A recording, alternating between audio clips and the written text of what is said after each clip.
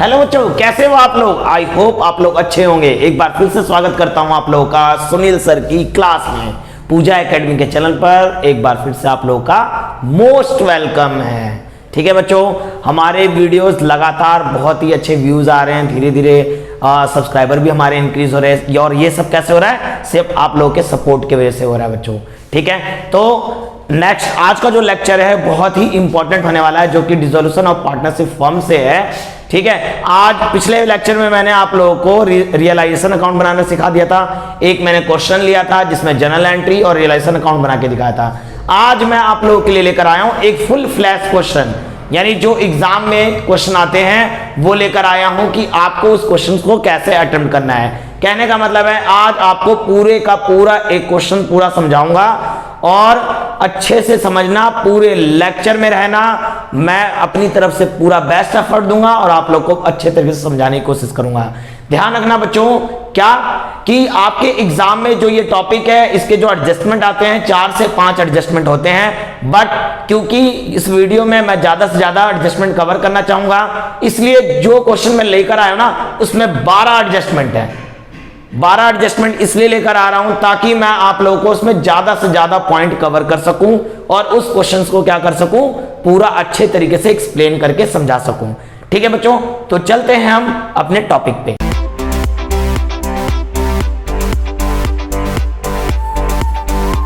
बच्चों देखते हैं, बहुत ही बढ़िया क्वेश्चन लेकर आया हूं आप लोगों के लिए। क्वेश्चन आपको स्क्रीन पे दिख रहा होगा, मैं इसको पूरे का पूरा क्वेश्चन सॉल्व करके दिखा रहा हूं।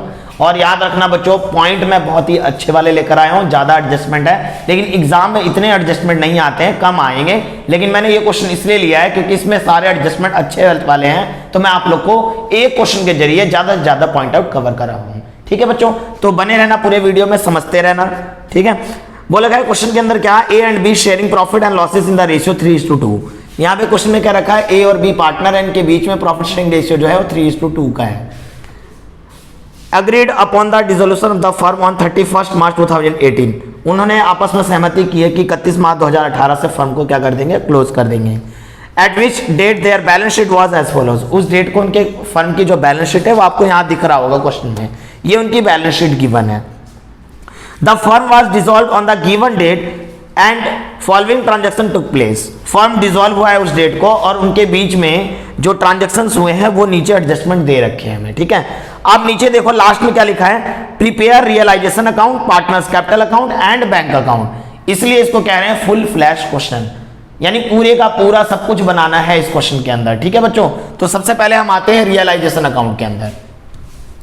रियलाइजेशन अकाउंट बनाएंगे हम। आप लोगों को पता है रियलाइजेशन अकाउंट बनाते हैं, it is a nominal account. ठीक है, इसके अंदर क्या किया जाता है, जितने भी रियलाइज होने वाले एसेट्स होते हैं उनको ट्रांसफर किया जाता है और पेबल लायबिलिटीज की पेमेंट की जाती है। उसके बीच का जो डिफरेंस होता है वो फर्म को प्रॉफिट या लॉस के रूप में पार्टनर आपस में क्या कर लेते हैं, डिस्ट्रीब्यूट कर लेते हैं। मैंने फर्स्ट लेक्चर में समझाया था, जो बच्चे इस वीडियो में नए हैं वो हमारे फर्स्ट लेक्चर जाकर जरूर देखें। ठीक है बच्चों, जब भी टॉपिक हम कोई करते हैं तो पहले टॉपिक के बारे में समझना चाहिए, फिर क्वेश्चन समझते तो ज्यादा अच्छे तरीके से समझ में आता है।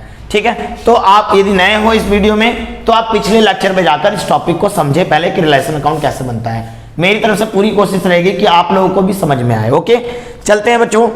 यहाँ क्या रखा है, सबसे पहली बात, रियलाइजेशन अकाउंट जब बनाते हैं तो ये पर्टिकुलर अमाउंट ये तो पता ही है आप लोगों को, ये क्रेडिट साइड है और ये हमारा डेबिट साइड है। सबसे पहले हम ट्रांसफर करेंगे असेट्स को। आपको पता है असेट्स इस साइड है, बैलेंस शीट के असेट उस साइड है, तो डेबिट साइड में ट्रांसफर होगा sundry assets. Sundry assets transfer करेंगे, क्या क्या चीज ट्रांसफर होगा, कैश बैंक ट्रांसफर नहीं होता, आपको पता है ये रियलाइजेबल नहीं होता।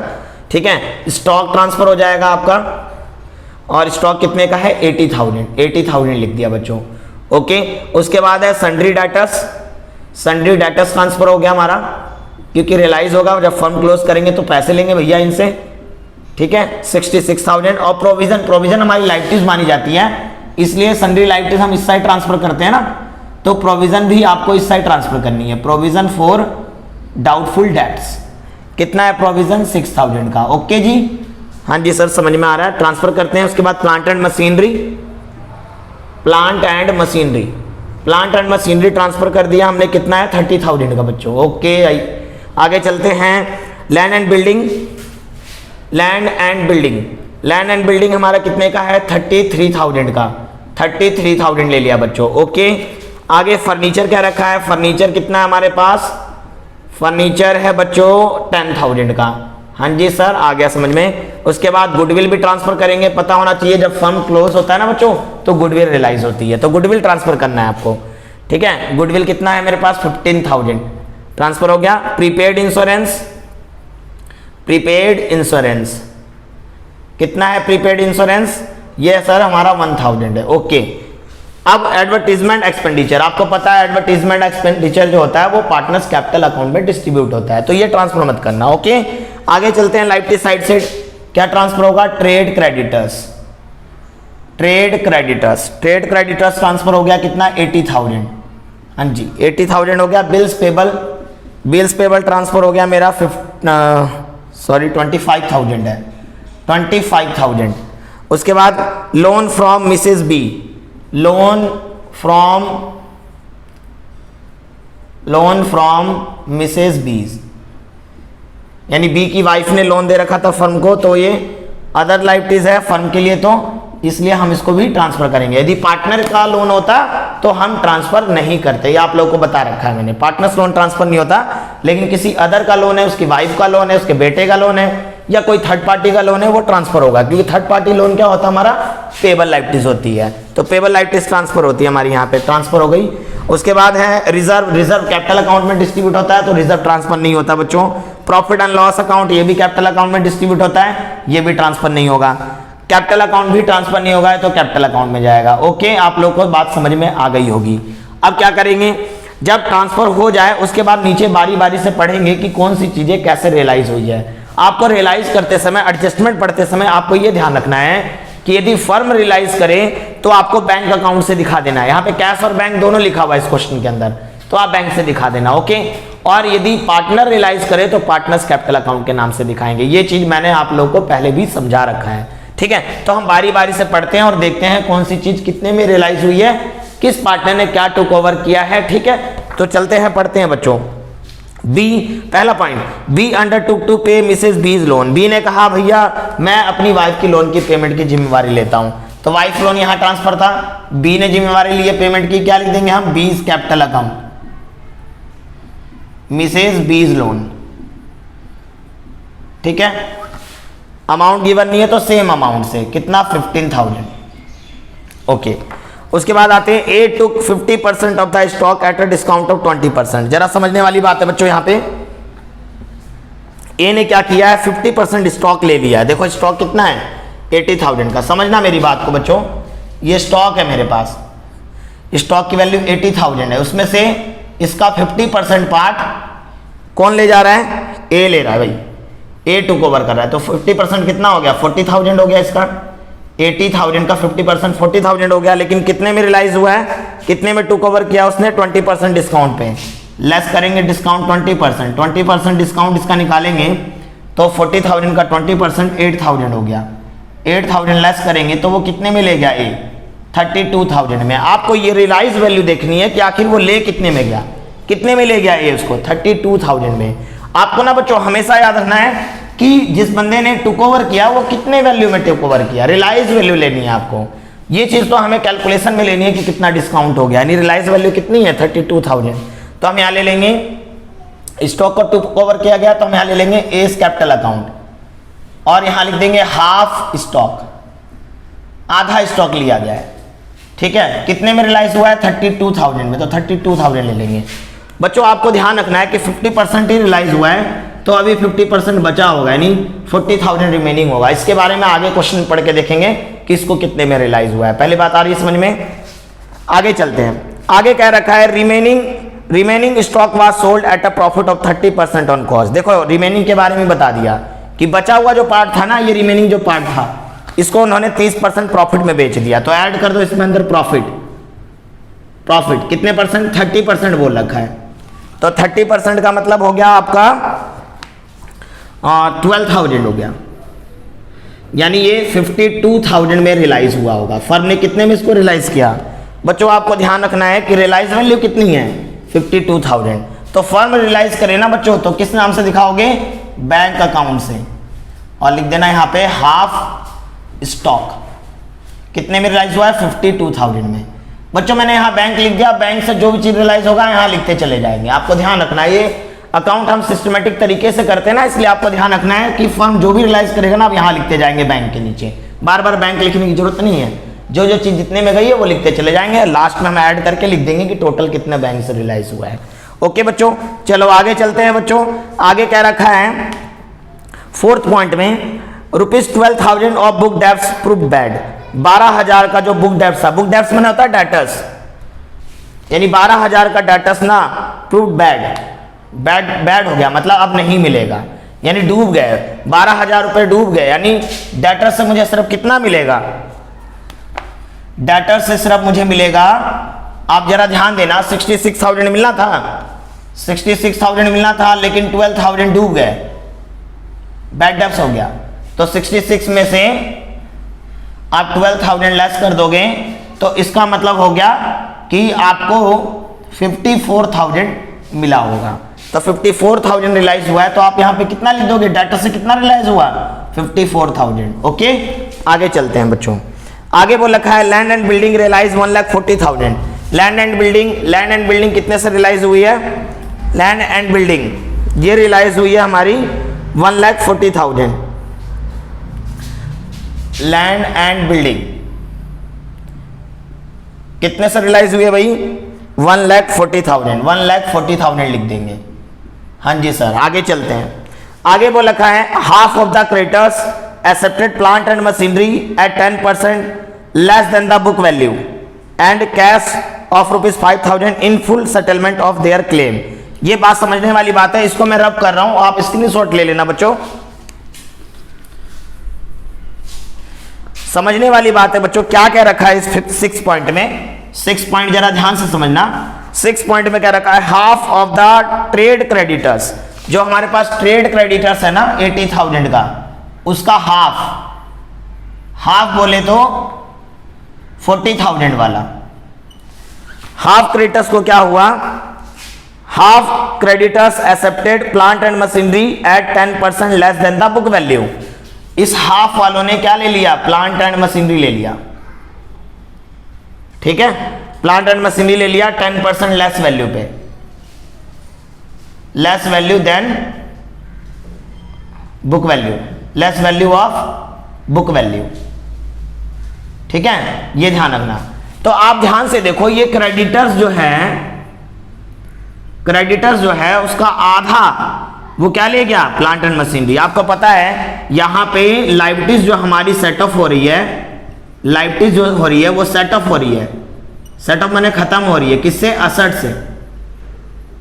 कोई कर्जा बाकी है, सोच के देखो, कोई कर्ज बाकी है फर्म के ऊपर और वो कर्जा चुकाने की जगह पे फर्म से कोई असेट चला गया, तो लाइबिलिटीज से असेट सेटअप हो रहा है, तो इसकी कोई एंट्री होगी नहीं, ठीक है, चाहे वो कितनी भी लेस वैल्यू में ले जा रहा हो, यानी उस अमाउंट में उनका पेमेंट हो गया, लेकिन साथ में कुछ और पैसे गए हो तो उसकी एंट्री करनी है।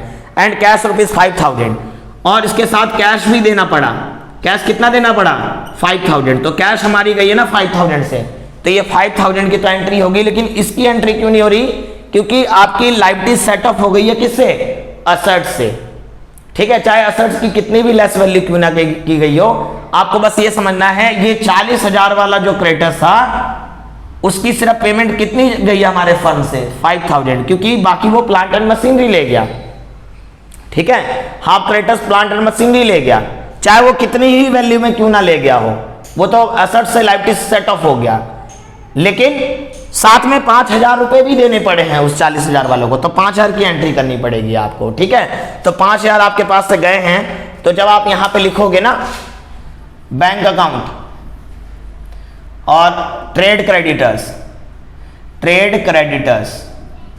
तो 5,000 की पेमेंट गई है हमारी, कितने से गई है, 5,000 से।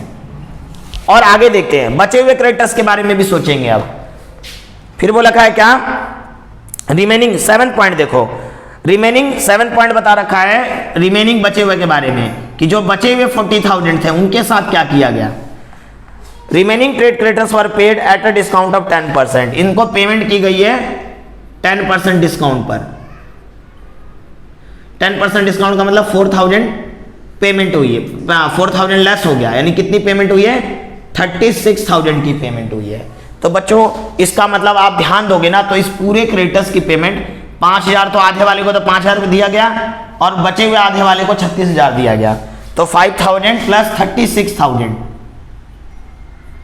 यानी कितना हो गया, 41,000, यानी क्रेडिटर्स की पेमेंट कितनी हुई हमारी, 41,000। आई होप आपको ये पॉइंट समझ में आ गया होगा। ठीक है बच्चों, आपको बस याद रखना कि क्रेडिटर्स की जितनी पेमेंट गई है ना उसको आपको बैंक अकाउंट से दिखाना है, और यदि क्रेडिटर्स जितने वैल्यू की असेट्स ले गया है उतने से तो वो खत्म हो गया, क्योंकि लाइबिलिटीज से सेट ऑफ हो गया असेट्स, लाइबिलिटीज हमारा सेट ऑफ हो गया असेट्स से, यानी असेट्स लाइबिलिटीज ने दोनों एक दूसरे को क्या कर लिया, सेट ऑफ कर लिया। समझ में आ रही बात? तो आपको ये ध्यान रखना, ये 41,000 क्यों आया, आई होप अच्छे से समझ में आ गया होगा। आगे चलते हैं बच्चों 8th पॉइंट पे।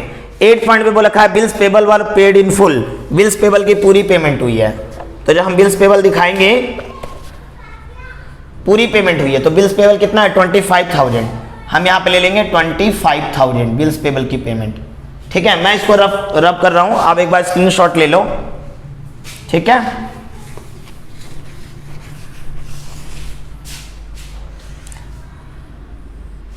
आगे चलते हैं। आगे बोला है क्या, रिलाइजेशन एक्सपेंस हुआ है 5,000 का, रिलाइजेशन एक्सपेंस कितना हुआ है 5,000, रियलाइजेशन एक्सपेंस। ये सब बैंक से क्यों दिखा रहे हैं, क्योंकि फर्म ने किया है। रिलाइजेशन एक्सपेंस कितने का हुआ हमारा, 5,000 का, तो 5,000 ले ले रहे हैं भाई। ठीक है, आगे चलते हैं। Z an old customer whose account was written off as bad in the previous year. ध्यान से समझना 10th पॉइंट, जेड जो कि एक पुराना कस्टमर था जिसका अकाउंट हमने ये सोचकर क्लोज कर दिया था कि अब पैसे नहीं मिलेंगे, लेकिन paid ₹500 which not included in above stated book debts. बोला है, लेकिन उसने 500 रुपए हमें दे दिए, यानी हमारा डूबा हुआ पैसा हमें मिल गया है, जो कि पहले हमने इस स्टेटस में नहीं डाल रखा था उसको।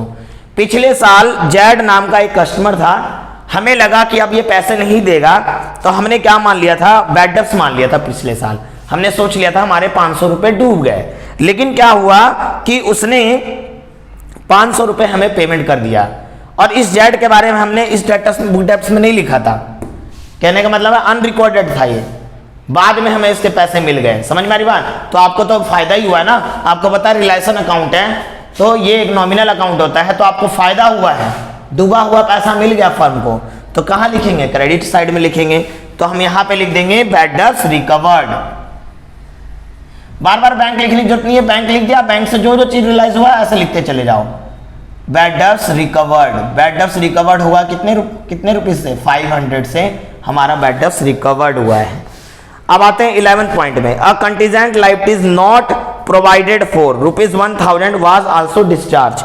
एक कंटीजेंट लाइबिलिटीज थी जो कि बुक में नहीं लिखी गई थी, यानी अनरिकॉर्डेड है ये, 1,000 की वाज डिस्चार्ज, जिसकी पेमेंट की गई है। तो आपको पता है अनरिकॉर्डेड लाइबिलिटीज की पेमेंट जो होती है वो किधर दिखाई जाती है, डेबिट साइड में, क्योंकि लाइबिलिटीज की पेमेंट करोगे तो फर्म की तरफ से क्या हो रहा होगा, पैसे जा रहे होंगे, तो इधर हो जाएगा अनरिकॉर्डेड लाइबिलिटीज। अनरिकॉर्डेड लाइबिलिटीज की पेमेंट हुई है कितने से, 1,000 से। आई होप आपको समझ में आ रहा होगा। अनरिकॉर्डेड एसेट्स होता तो इधर लिखते थे, अनरिकॉर्डेड एसेट्स रियलाइज होता तो इस साइड लिखते। अनरिकॉर्डेड लाइबिलिटीज की पेमेंट गई है तो डेबिट साइड में। ठीक है, फर्स्ट लेक्चर में मैंने समझा रखा है, जो बच्चे नए हैं वो जरूर जाके समझे। ठीक है, तो ये अनरिकॉर्डेड लाइबिलिटीज इधर हो गई एंट्री हमारी। आगे चलते हैं। Furniture was sold for 10,000। Furniture हमने कितने बेच दिया, 10,000 में। फर्नीचर हमारा बिका है, फर्नीचर हमारा बिक रहा है कितने से, 10,000 से। ठीक है बच्चों, आई होप आपको समझ में आ गया होगा। तो ये 12 पॉइंट हमारे यहां से हो गए हैं बच्चों। जब सारे पॉइंट हो जाए एडजस्टमेंट के, मेरी बात ध्यान रखना, गांठ बांध लेना दिमाग के अंदर। क्या बांध लोगे, गांठ। ठीक है, जैसे ही सारे एडजस्टमेंट के पॉइंट खत्म हो जाए, आपका एक काम रह गया है। मैंने एक लाइन लिखवाई थी जब रिलेशन अकाउंट समझाया था, तो payable liabilities must be paid. जब फर्म बंद करते हैं ना, तो जो पेबल लाइबिलिटीज होती है हमें पे करना होता है। हम यहाँ पे चेक करेंगे, जो हमने लाइबिलिटीज ट्रांसफर की थी ना, उसमें हम चेक करेंगे कोई पेबल लाइबिलिटीज तो नहीं बची। प्रोविजन पेबल नहीं होती, ट्रेड क्रेडिटर्स की तो पेमेंट हो गई थी हमारी, बिल्स पेबल की भी पेमेंट हो गई थी, लोन फ्रॉम मिसेज 20 की भी हो गई थी और कोई पेबल लाइबिलिटीज बची नहीं है। यदि मान लो कोई ऐसी पेबल लाइबिलिटीज बची होती, मान लो यहाँ बैंक लोन लिखा होता और उसके बारे में नीचे एडजस्टमेंट में नहीं लिखा होता, तभी भी हमें बैंक लोन की पूरी पेमेंट दिखानी होती उसी वैल्यू से, ठीक है। लेकिन अब कोई पेबल लाइबिलिटीज बची नहीं है, यही 3 पेबल लाइबिलिटीज थी और तीनों की ट्रीटमेंट यहाँ पे हो ही गई है। समझ में आ रही बात? इसलिए हम क्या करेंगे, अब हमारे पास कोई भी पॉइंट नहीं बचा है, सिर्फ लाइबिलिटीज के बारे में सोचते हैं। असेट्स के बारे में सोचना कि ये तो रियलाइज हुआ ही नहीं, ये तो रियलाइज हुआ ही नहीं, ये नहीं सोचना आपको। समझ में आ रही बात? सिर्फ लाइबिलिटीज के बारे में सोचते हैं। आगे चलते हैं, अब सम करते हैं, देखते हैं किधर का टोटल ज्यादा आता है, फर्म को प्रॉफिट हुआ या लॉस हुआ, यहां हम सम कर लेते हैं, ठीक है। सबसे पहले मैं ये जो है ना, इसको मैं सम कर ले रहा हूं ताकि बैंक वाला सारा टोटल मैं यहां लिख दूं। आपको हमेशा ऐसे ही करना है, ठीक है। यदि मैं इसको देखूं तो 1,06,000 ये हो गया, 1,06,000 और ये 2,46,000 हो गया, ये मेरा 2,56,500 हो जाएगा, ठीक है, इन सब का सम। और इसको यदि मैं देख लूं बैंक वाले का टोटल, तो ये हो जाएगा मेरा 66 और 5 हो गया मेरा 72,000 हो गया मेरा ये, ठीक है। अब क्या करेंगे, जो ना टोटल कर लेते हैं। तो बच्चों अब इसका कर लेते हैं हम टोटल करते हैं बच्चों जब हम इसका, तो ये आ जाएगा मेरा, इसको प्लस कर लेते हैं हम 140 और 40 180 और 32 180 प्लस 32,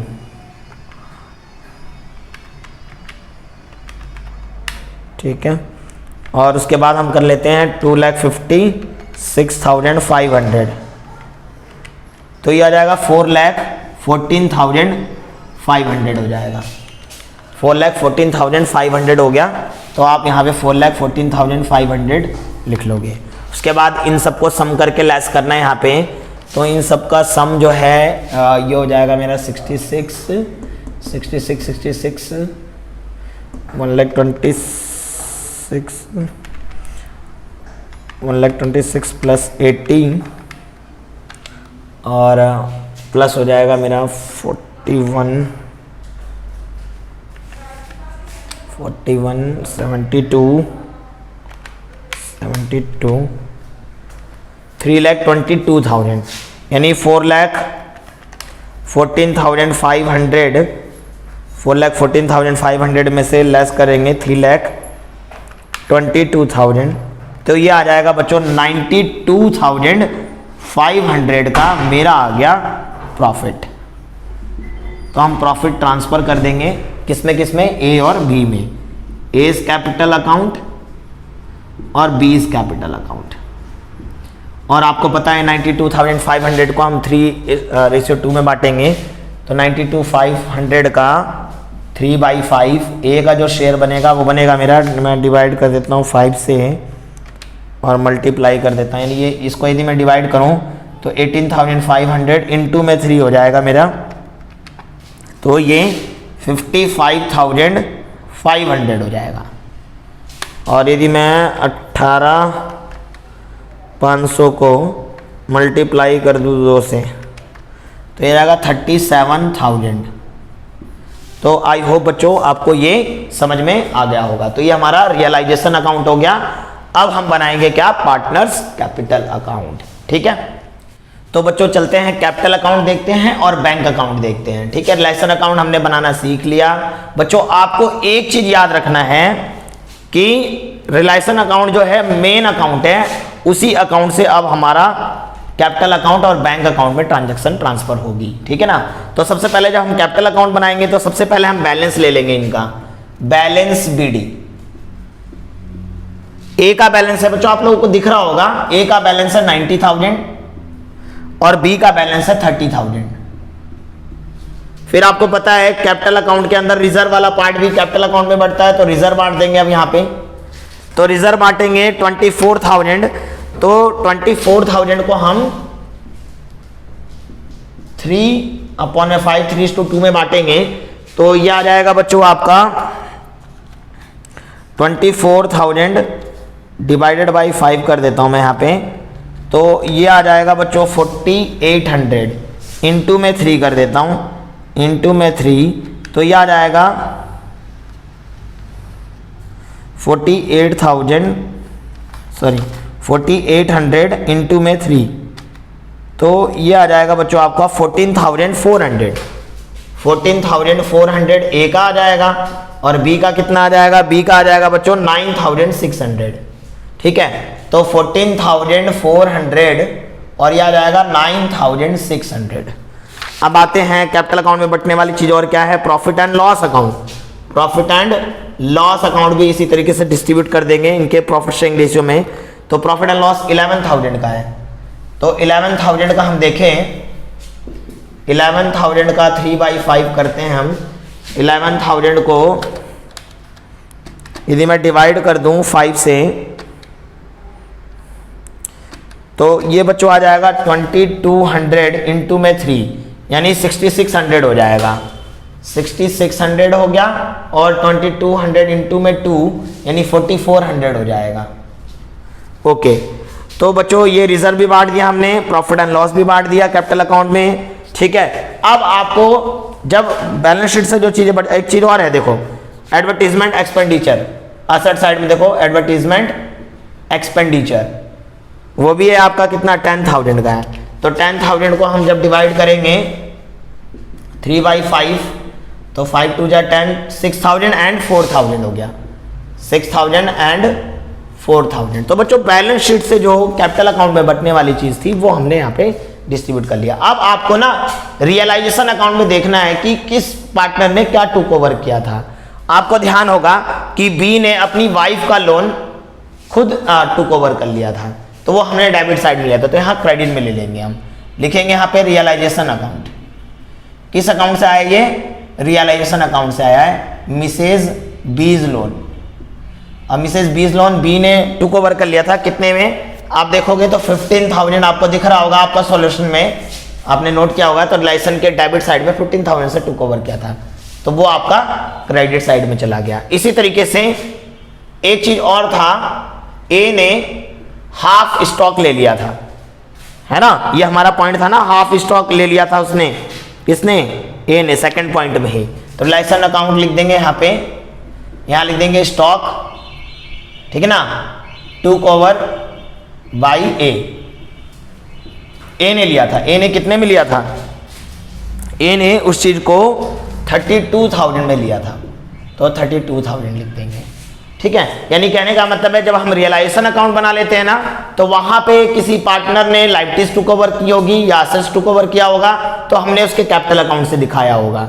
जैसे बी ने वाइफ का लोन लिया था, तो डेबिट साइड में लिया था, तो यहाँ क्रेडिट में ट्रांसफर कर दिया। ए ने हाफ स्टॉक टुक ओवर किया था, तो हमने क्रेडिट में लिया था लाइसेंस के, तो यहाँ डेबिट में चला गया। आई होप आपको समझ में आ रहा होगा, ठीक है। अब आपको पता है प्रॉफिट भी था रियलाइजेशन अकाउंट का, तो रियलाइजेशन अकाउंट का प्रॉफिट भी ट्रांसफर कर देंगे। प्रॉफिट इस साइड ट्रांसफर होगा, लॉस होता तो इस साइड ट्रांसफर हो जाता, ठीक है। तो प्रॉफिट ट्रांसफर होगा हमारा, तो आपको पता है इसका 55,500 का शेयर आया था, और इसका आया था 37,000 का शेयर आया था, ठीक है। आप देखो जरा लाइसेंस अकाउंट में देखो, 55,500 और उसका आया था 37,000 का आया था। तो आई होप आपको बात आ गई होगी समझ में। तो यहां तक हमने ले लिया, अब तो कोई भी चीज नहीं है, बस खत्म। अब बैलेंसिंग फिगर निकालेंगे। अब हम ये देखेंगे कि जब फर्म बंद होगा तो ये लोग कितना पैसा अपने जेब में डालकर ले जाने वाले हैं, यानी फाइनल सेटलमेंट कितने से होगी इनकी। तो हम यहाँ पे प्लस करेंगे, तो यदि मैं इसको प्लस करूं तो यहाँ का सम जो बनेगा मेरा, इसको मैं प्लस करता हूँ, 90,000 प्लस 14,400 प्लस 6,600 प्लस 55,500, तो इसका सम आ रहा 1,66,500 का, 1,66,500, ठीक है। और इसको लेस कर देंगे तो हमें ये पता लग जाएगा कि कितना इसको पेमेंट मिलेगा, फाइनल पेमेंट इसको कितना मिलने वाला है। यानी इसके अकाउंट में सम इतना हो रहा है, इतना डेबिट करेंगे, माइनस कर देंगे इसमें से कितना, 38,000। तो इसकी पेमेंट जो आ रही है वो कितनी आ रही है, 1,28,500, ये इसकी पेमेंट है, यानी बैलेंसिंग फिगर को हम बैंक अकाउंट से दिखाएंगे, क्योंकि जब फर्म में ताला लगेगा ना तब वो अपना जो उनके अकाउंट में पैसा बन रहा होगा अपने घर ले जाएंगे, बाल बच्चों के साथ एंजॉय करेंगे घर जाकर के, भैया इतना पैसा मिला है फर्म बंद होने के बाद। समझ में आ रही बात? तो ये ध्यान रखना, तो इतना पैसा बाद में मिलेगा उसे, यानी ये बैलेंसिंग फिगर है। तो फर्म बंद होगा तो उसका जो पैसा बनता होगा वो ले जाएगा ना भैया, तो ये निकलेगा। ठीक है, आगे चलते हैं। यहाँ पे टोटल करते हैं। ये हो जाएगा मेरा 39,600 ये हो गया, और 4,400 प्लस 15 और 37 ये हो जाएगा मेरा 52,000।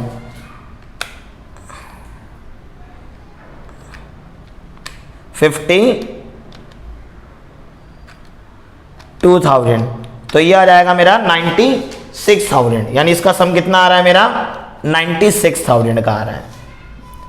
96,000, यहाँ भी 96,000 लिख देंगे। ये अपने घर कितना ले जाएगा पैसा, 96 में से 4 लेस कर देंगे तो आपको पता लग गया ये ले जाएगा 92,000। ये बैलेंसिंग फिगर है बच्चों, जो कि वो फाइनल सेटलमेंट करेंगे। फाइनल सेटलमेंट वाला पेमेंट है, यहाँ लिख दे रहा हूँ मैं, आपको याद रहे कि फाइनल सेटलमेंट उन दोनों पार्टनर के बीच में इतने की होगी, वो इतना इतना पैसा ले जाएंगे। ठीक है, तो अब ये हो गया मेरा। अब बैंक अकाउंट बनाते हैं। बैंक अकाउंट में सबसे पहले बैलेंस देख लो कि इनके पास बैंक बैलेंस कितना था। क्वेश्चन में देखो बैंक बैलेंस था मेरे पास 30,000 का, तो हम यहाँ लिख देंगे balance BD. Balance BD, balance BD कितने का था, 30,000 का था। ठीक है, कैश में भी इनके पास पैसा पड़ा था तो कैश दिखा देना यहाँ पे। कैश में कितना पैसा पड़ा हुआ था इनके पास, 6,000। कभी भी बैंक और कैश दोनों होना बच्चों, तो बैंक बैलेंस, बैंक अकाउंट बनाया करो और कैश का बैलेंस इसी में डाला करो। ठीक है, आगे चलते हैं। अब देखते हैं असेट्स कितने में रियलाइज किया था उन्होंने। तो रियलाइजेशन अकाउंट से, रियलाइजेशन अकाउंट यहां लिख देना असेट्स रियलाइज। आपको पता है मैंने बैंक वाले सारे एक साथ लिखे थे। रियलाइजेशन अकाउंट चेक करो आप अपना, आपने जो नोट्स बनाए होंगे।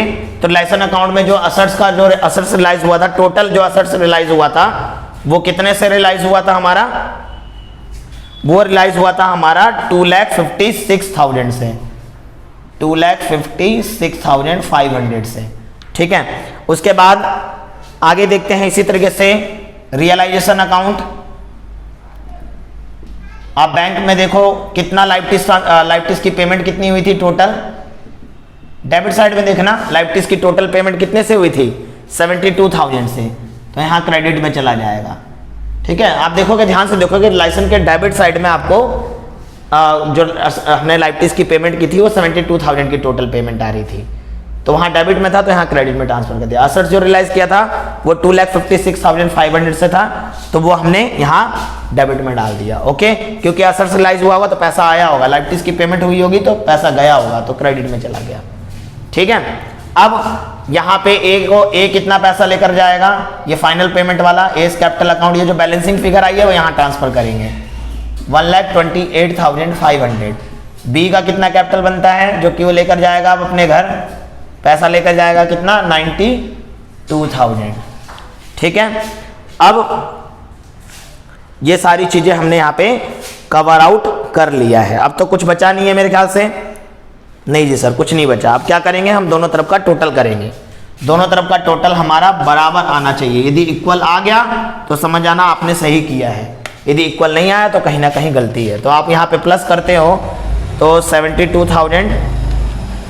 अच्छा, एक चीज और याद रखना, जब भी आप बैंक अकाउंट बनाते हो ना, एक बार क्वेश्चन में ये जरूर चेक कर लेना किसी पार्टनर का लोन तो नहीं था। यदि पार्टनर लोन होता ना तो पार्टनर लोन की पेमेंट हम यहाँ दिखाते हैं, लेकिन इस क्वेश्चन में पार्टनर का लोन नहीं था इसलिए हम नहीं ले रहे। यदि पार्टनर का लोन होता तो पार्टनर लोन की पेमेंट की एंट्री यहाँ पे होती।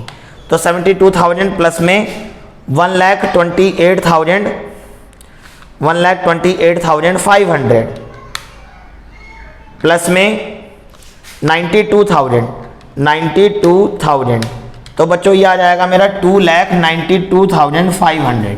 मैं इधर का भी सम करके देखता हूँ, तो इधर का भी सम मेरा आ रहा है 538, हाँ इतना ही आएगा 2,92,500। तो दोनों टोटल बराबर आ रहा है। दैट मीन्स कि हमने क्वेश्चन क्या किया है, सही किया है। क्योंकि भैया जब फर्म बंद हो रहा होगा ना तो उनका बैंक अकाउंट भी बिल्कुल उतना ही मैच करेगा जितना कि वो पेमेंट वगैरह ले जा रहे हैं, जितना पैसा आया। सोच के देखो, पैसा आया होगा और पेमेंट की होगी लाइबिलिटीज की, और उनके कैपिटल में कुछ बैलेंस बच रहा होगा तो कुछ पेमेंट बच रही होगी उनके बिजनेस के अंदर, तो अपने अपने घर ले जाएंगे। तो दोनों तरफ का टोटल हमेशा क्या आना चाहिए, हमारा पूरा बराबर आना चाहिए। तो बच्चों ये था हमारा full flash question dissolution of partnership firm से। आई होप आप लोगों को अच्छे से समझ में आया होगा। बहुत गर्मी है बच्चों, ठीक है, तो ध्यान रखना, यदि आपको हमारे लेक्चर अच्छे लग रहे हैं, क्वेश्चन अच्छे हैं, hit the like button and subscribe our channel Pooja academy, और याद रखना बेल आइकन दबाना ना भूलना, क्योंकि लगातार हम वीडियोस डालते रहते हैं और आपको ये नोटिफिकेशन मिलता रहेगा। हमारी तरफ से आप लोगों के लिए पूरी एफर्ट लगाने की कोशिश कर रहे हैं और हमें सपोर्ट करना आपका काम है बच्चों, ठीक है। ओके, आज के लिए बस इतना ही, मिलते हैं नेक्स्ट वीडियो में। आज के लिए इतना ही, bye bye, tata, take care.